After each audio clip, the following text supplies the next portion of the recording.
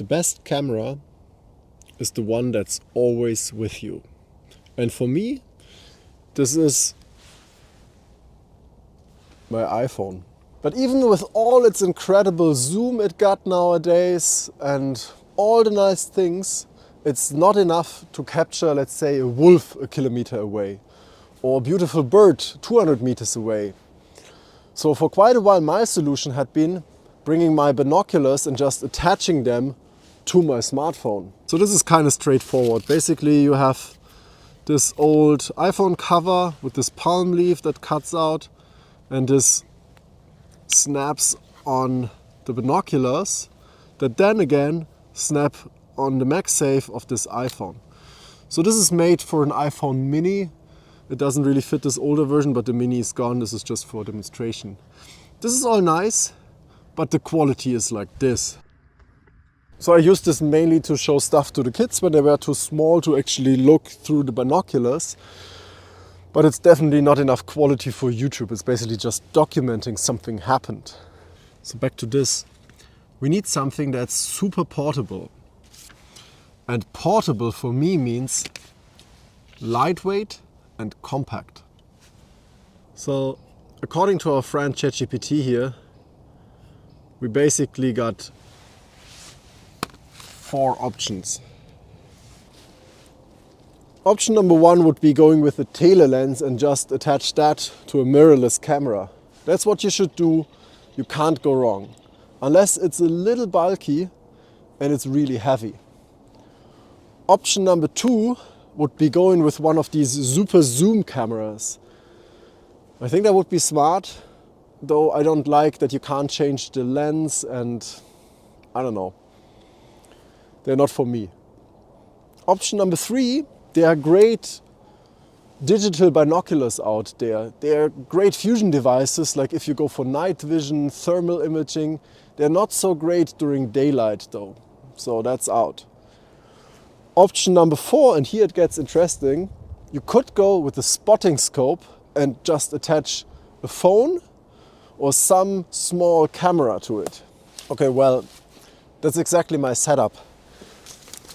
So, a spotting scope, this Cobra TSN 55S here, that's incredibly lightweight and got a ton of zoom. This goes like from 17 to 40 times magnification. I attached this Sony RX0 Mark II to it because it got a great mount, and it's also very rugged and lightweight. And that's the setup. If you want, you can also attach a smartphone. This is basically just the more deluxe version of what I got like earlier with my binoculars, and this gives you a bigger screen. Okay, I got my running gear on. Let's load this thing up and see if we see some wildlife. So by the way, this is not sponsored, so I can tell you the 2 major downsides of this setup.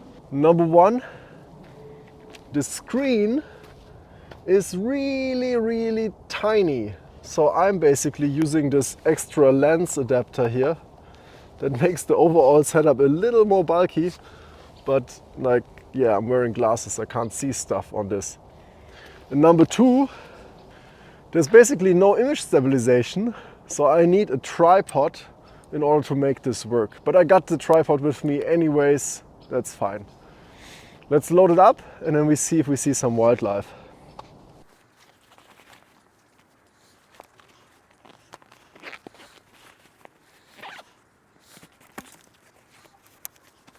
Go!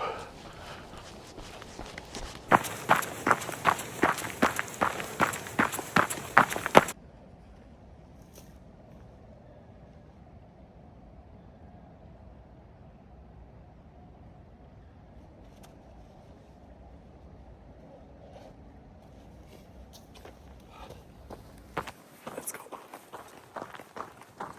I was so close to capture a big old raven up there in the tree, but wasn't quick enough, he flew away. But I found something else that's cool, and that's this here. So from the size, this looks like dog poop, but it got like all these thick hair in there, and this might be the remains of a wild boar. And who eats wild boar? Wolves eat wild boar. So this might be wolf poop. Really cool. I'm gonna go run a little more and find something to film with this setup. Let's go. Okay, 10K. No problem with this setup. No luck though with the scope. But we found some wolf poop, which is really cool. You never know what you get. So you get the feeling I show you this footage.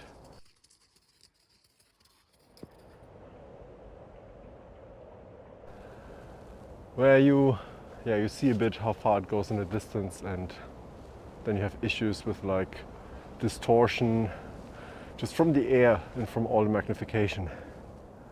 That's it. Thanks for watching. Thanks for coming by. Let me know in the comments if this setup is totally stupid or if you find it somehow cool. Consider subscribing, that's always helpful. Have a good one. Bye bye.